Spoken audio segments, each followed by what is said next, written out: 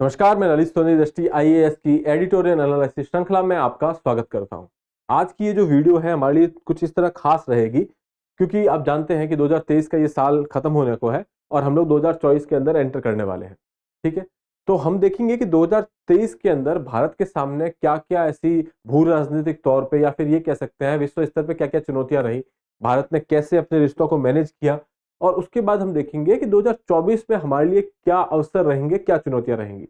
2024 हमारे लिए इसलिए भी इंपॉर्टेंट हो जाता है क्योंकि हमारे लोकसभा के इलेक्शंस होने ड्यू है। ठीक है, जब एक नई सरकार बनेगी तो हम देखेंगे कि क्या वो अपनी पुरानी नीतियों को ही आगे बढ़ाती है या फिर कोई और उसके अंदर चेंज करती है।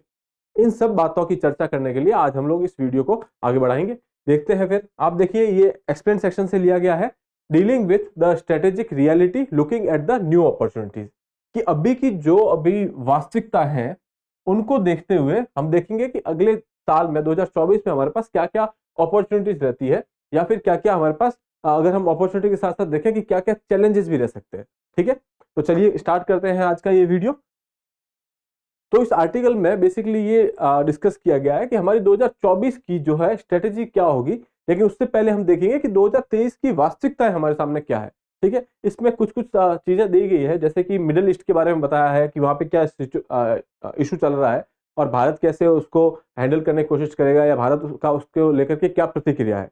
उसके बाद इंडिया यूएसए के बारे में बात की है, अमेरिका और भारत के टाइज के बारे में बात की है। उसके बाद हमने यहाँ पे रशिया यूक्रेन वॉर के बारे में बात की है।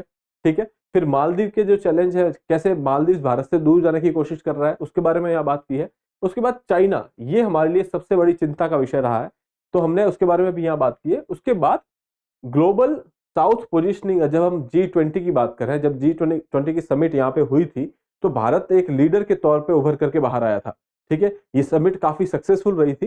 ठीक है, इसलिए आप ये कह सकते हैं कि ये हमारी एक सफलता है G20 को लेकर के। ठीक है, इसके अलावा टुवर्ड्स एंगेजमेंट इन काबुल, अफगानिस्तान में जब से तालिबान का शासन स्टार्ट हुआ है, क्योंकि अब अमेरिका जब वहां से छोड़ के गया तो सरकार जो है तालिबान के हाथ में आ गई थी, तो अब हम देख रहे हैं कि हमें कैसे तालिबान को हैंडल करना है। ठीक है, इन सारी वास्तविकताओं को देखते हुए हमें यह देखना है कि 2024 का साल हमारे लिए चैलेंजेस लाएगा या फिर चुनौतियां लाएगा या अवसर लेके आएगा। ठीक है, तो इसमें हम लोग फिर से इन्हीं सारे मुद्दों पे वापस बात करेंगे कि हमारा क्या पोजीशन रहेगा। इसके अलावा हम लोग बांग्लादेश, पाकिस्तान वगैरह के मुद्दों पे भी थोड़ी सी बात करेंगे। ठीक है, अब हम ये सारे मुद्दे एक एक करके लेते हैं। तो आप ये कह सकते हैं कि आपके 2023 का रिकैप होने वाला है आपके सामने। ठीक है, तो पहले हम लोग रणनीतिक वास्तविकताएं देखते हैं। मध्य पूर्व में संकट, जब हम बात करते हैं मध्य पूर्व की तो सबसे पहले हमारे माइंड में आता है, जब भी हम मिडिल ईस्ट की बात करते हैं तो सबसे पहले हमारे माइंड में आता है इसराइल और हमास का अभी जो इशू चल रहा है। हमास ने एक आतंकी हमला किया इसराइल पर और इसराइल ने रिटेलिएट किया, और इसराइल ने रिटेलिएट इस तरह किया कि वो प्रतिक्रिया जो है काफी हद से आगे निकल गई। तो उसकी वजह से गाजा में रहने वाले लोगों के लिए बाकी विश्व भर में एक सहानुभूति से उभर के सामने आई। ठीक है, अब इस इशू की वजह से ये हुआ कि इसका इफेक्ट जो है आसपास के एरिया पे तो पड़ा ही पड़ा, लाल सागर पे भी पड़ा, उसके बाद आप देखेंगे अरेबियन सी तक में भी इसका इफेक्ट देखने को नजर आ रहा है। ठीक है, ये वो एरिया है जहां से हमारा काफी सारा तेल का व्यापार भी होता है। ठीक है, इसकी वजह से हमारे लिए ये एरिया काफी इंपॉर्टेंट हो जाता है। ठीक है, हमास के हमले से इजराइल अरब संबंधों का सामान्य बनाने में 2 साल से ज्यादा प्रयास बाधित हो गए। पहले क्या था कि जब आपको पता होगा इजराइल पैलेस्टीन का इश्यू काफी टाइम से चला आ रहा है।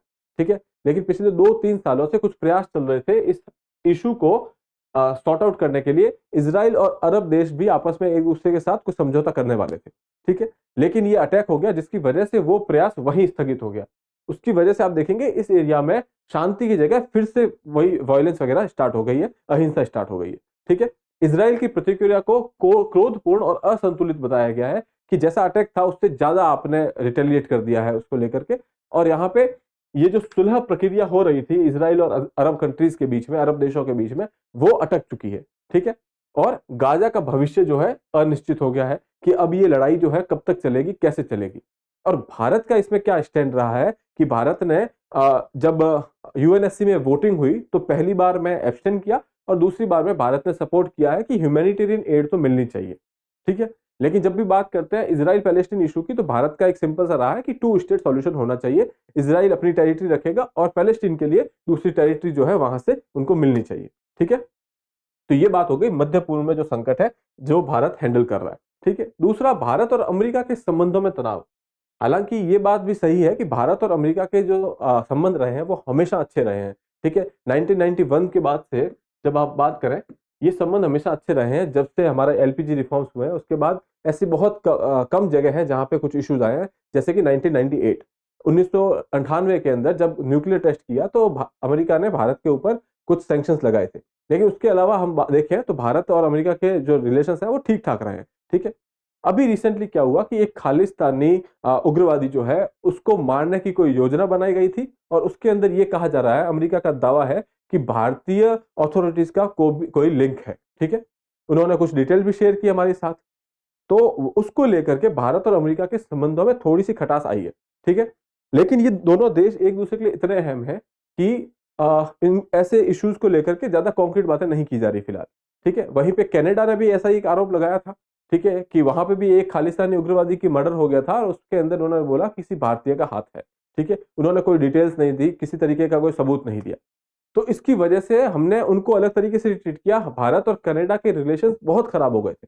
ठीक है, यहाँ तक कि जो उनके यहाँ पे एम्बेसडर्स थे उनको भी हमने वापस भेजा है। ठीक है, हमने बोला कि हमारे जितने एम्बेसडर वहां हैं उतनी ही संख्या आप यहाँ रखेंगे, बाकी की 40-41 जो है उनको आप वापस ले जाइए।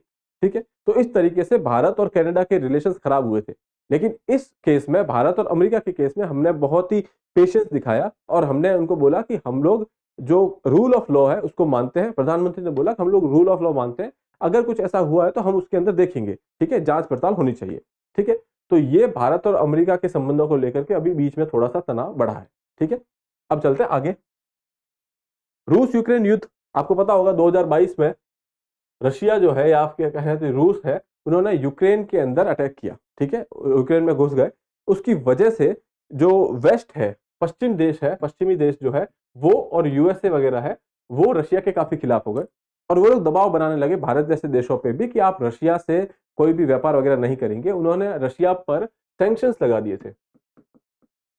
जब ये सैंक्शंस लगाए, उन्होंने बोला कि आप भारत, बाकी कंट्रीज भी इनके साथ व्यापार नहीं करेंगी। ठीक है, लेकिन ऐसा हुआ कि भारत ने अपना S-400 का डील किया, उसके अलावा और भी सारी डीलिंग की। रशिया के साथ हमारे संबंध बराबर रहे। ठीक है, हमने इस युद्ध को रशिया के साइड से क्रिटिसाइज भी नहीं किया। ठीक है, लेकिन हमने यही बोला हमेशा कि शांति से इसका सॉल्यूशन निकालना चाहिए, इसका समाधान जो है शांति से निकालना चाहिए, ना कि युद्ध से। प्रधानमंत्री ने यह भी कहा कि भारत अभी का जो दौर है वो युद्ध का दौर नहीं है। ठीक है, तो ये बातें जो है रशिया के और यूक्रेन के युद्ध के बारे में की गई। ठीक है, तो यहाँ पे एक चीज देखने को मिलती है कि वेस्ट हमें चाहता है कि हम रशिया से थोड़े से दूर रहें, लेकिन हमारी जो खुद की कुछ नीड्स हैं, ऑयल डिपेंडेंस है, या फिर हमारे डिफेंस प्रोक्योरमेंट के लिए भी हम रशिया पे थोड़ा डिपेंड करते हैं, क्योंकि हम काफी सारा डिफेंस इक्विपमेंट रशिया से इंपोर्ट करते हैं। ठीक है, तो उन सब चीजों को ध्यान में रखते हुए भारत रशिया और अमेरिका, या फिर रशिया और वेस्ट कंट्रीज जो है उनको लेकर भी बैलेंस बनाने की कोशिश कर रहा है। तो ये चौथी चीज जो है वो हमेशा खबरों में रही है। उसके बाद आप देखेंगे कि भारत की मालदीव चुनौती। अभी रिसेंटली कुछ महीने पहले मालदीव में इलेक्शंस हुए, और वहां पे मोहम्मद मोइजू जो है सरकार में आते हैं। और ये मोहम्मद मोइजू जो है, ये कहा जाता है या माना जाता है कि वो चाइना के करीब रहे हैं। ठीक है, इसके अलावा उन्होंने अपने इलेक्शन कैंपेन के टाइम पे भी इंडिया आउट अभियान चलाया था कि भारत के जो तैनात सैनिक बल है यहाँ पे, उनको वहां से वापस भारत भेजा जाएगा। ठीक है, तो यहाँ पे तैनात भारतीय सैन्य कर्मियों की वापसी की बात की गई थी इस अभियान के अंदर, और अभी इलेक्शंस के बाद उन्होंने ये बात हमारे सामने भी रखी। ठीक है, इसके अलावा जल सर्वेक्षण समझौता है, एक हाइड्रोलॉजिकल सर्वे का समझौता है भारत और मालदीव के बीच में, उसको उन्होंने रिन्यू करने से मना कर दिया। ठीक है, तो इसकी वजह से हम देख सकते हैं कि मालदीव पे चीन का थोड़ा सा इन्फ्लुएंस अभी बढ़ता हुआ नजर आ रहा है।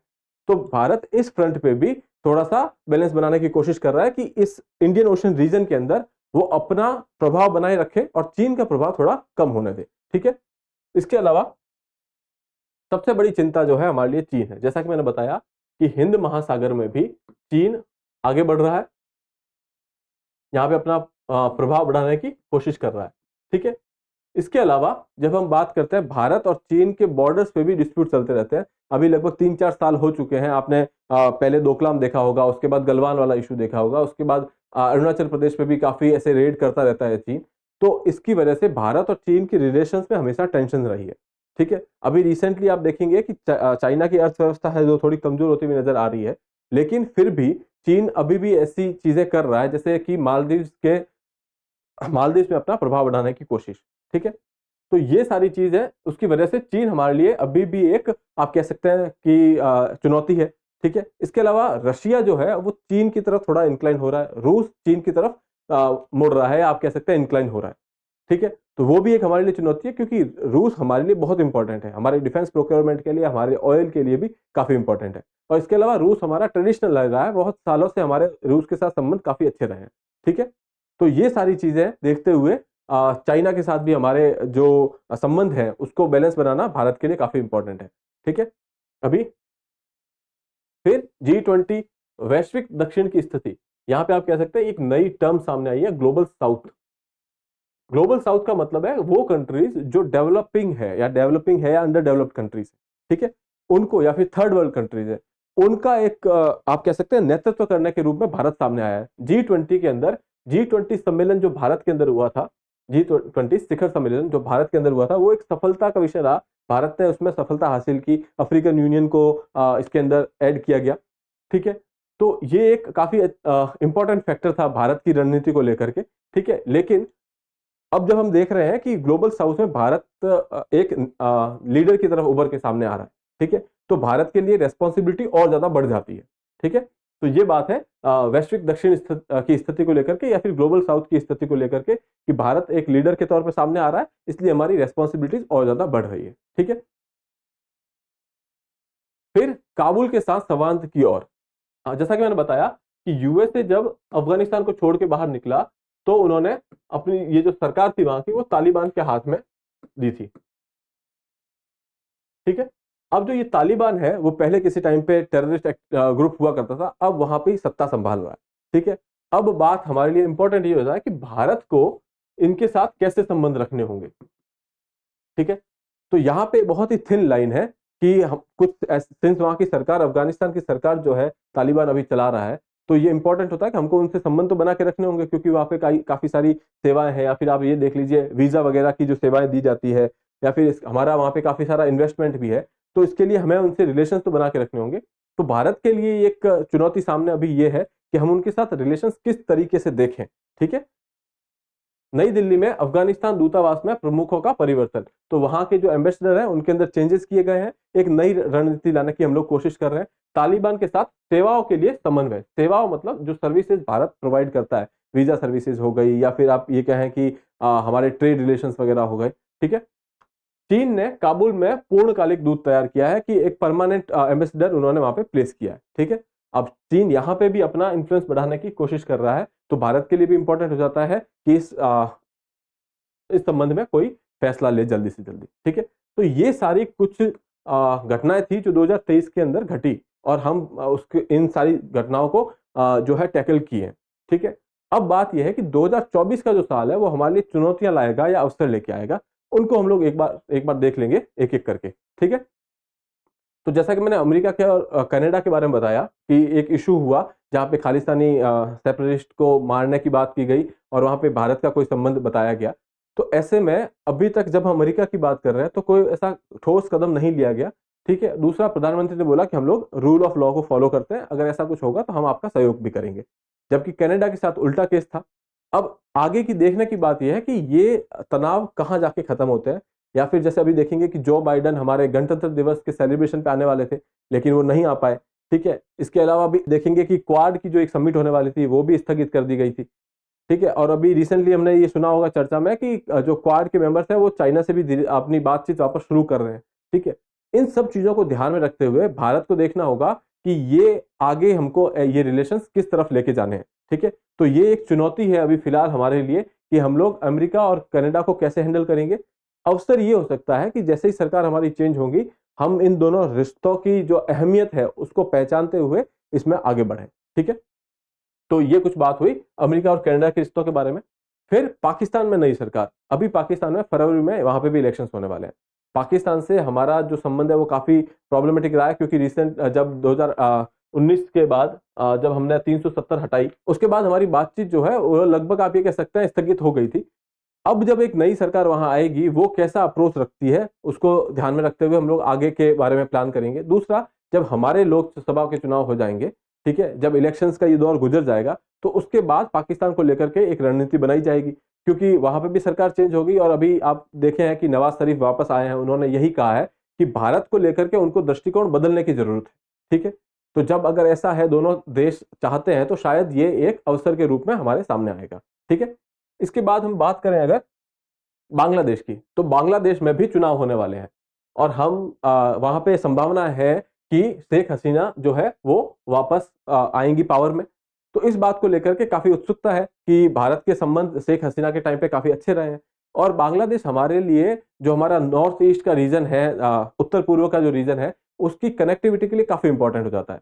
अदर देन दैट हमारी जो बॉर्डर सिक्योरिटी है उसके लिए भी काफी इंपॉर्टेंट होता है।